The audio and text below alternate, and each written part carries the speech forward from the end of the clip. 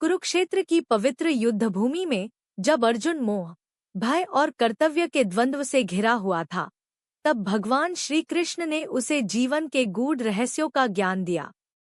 अध्याय 15 में श्री कृष्ण संसार, आत्मा और परमात्मा के स्वरूप को अत्यंत सरल और प्रभावशाली रूपक के माध्यम से समझाते हैं।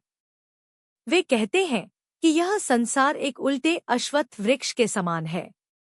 इस वृक्ष की जड़ ऊपर परमात्मा में स्थित है, जबकि इसकी शाखाएं नीचे की ओर फैली हुई हैं। यह संकेत करता है कि संसार का मूल कारण ईश्वर है, लेकिन मनुष्य उसकी शाखाओं और पत्तों में उलझकर जड़ को भूल जाता है। इस संसार रूपी वृक्ष की शाखाएं कर्मों, इच्छाओं और वासनाओं से बढ़ती रहती हैं। इसके पत्ते वेद हैं, जो मार्ग तो दिखाते हैं, लेकिन सही समझ के बिना मनुष्य केवल कर्मकांड में उलझ जाता है। सुख दुख, लाभ हानि, मान अपमान इसी वृक्ष के फल हैं। मनुष्य इन फलों के आकर्षण में पड़कर बार बार जन्म और मृत्यु के चक्र में फंसता रहता है। अहंकार, मोह और आसक्ति उसे सत्य से दूर कर देते हैं। श्री कृष्ण बताते हैं कि इस वृक्ष का वास्तविक स्वरूप समझ पाना कठिन है।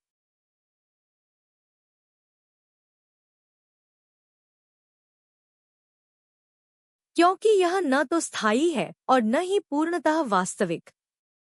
भगवान श्री कृष्ण मुक्ति का मार्ग बताते हुए कहते हैं कि वैराग्य और आत्मज्ञान ही वह साधन है जिससे इस संसार रूपी वृक्ष को काटा जा सकता है।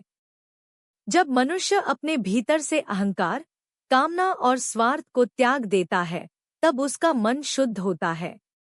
ऐसा व्यक्ति उस परम पद को प्राप्त करता है जहां पहुंचने के बाद फिर लौटना नहीं पड़ता। वह परम धाम शाश्वत शांति और आनंद का स्थान है, जहां न दुख है और न भय। श्री कृष्ण आगे समझाते हैं कि जीवात्मा उनका ही अंश है। आत्मा न कभी जन्म लेती है और न मरती है, बल्कि केवल शरीर बदलती है।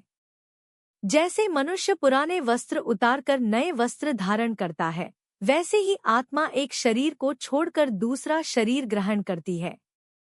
जैसे वायु फूलों की सुगंध को साथ ले जाती है, वैसे ही आत्मा मन और इंद्रियों को लेकर नए शरीर में प्रवेश करती है। जो मनुष्य अज्ञान में डूबा रहता है, वह इस सत्य को नहीं समझ पाता, लेकिन साधना, संयम और योग से युक्त व्यक्ति इसे प्रत्यक्ष अनुभव करता है। भगवान यह भी बताते हैं कि संसार में दिखाई देने वाली हर शक्ति उन्हीं से उत्पन्न होती है। सूर्य का प्रकाश, चंद्रमा की शीतलता और अग्नि की उष्णता, और यह सब उन्हीं का तेज है। वे ही पृथ्वी को धारण करते हैं, वर्षा द्वारा वनस्पतियों को जीवन देते हैं और प्राणियों के शरीर में जठराग्नि बनकर अन्न को पचाते हैं। मनुष्य जो भी ऊर्जा, बल और चेतना अनुभव करता है, वह सब परमात्मा की कृपा से ही संभव है।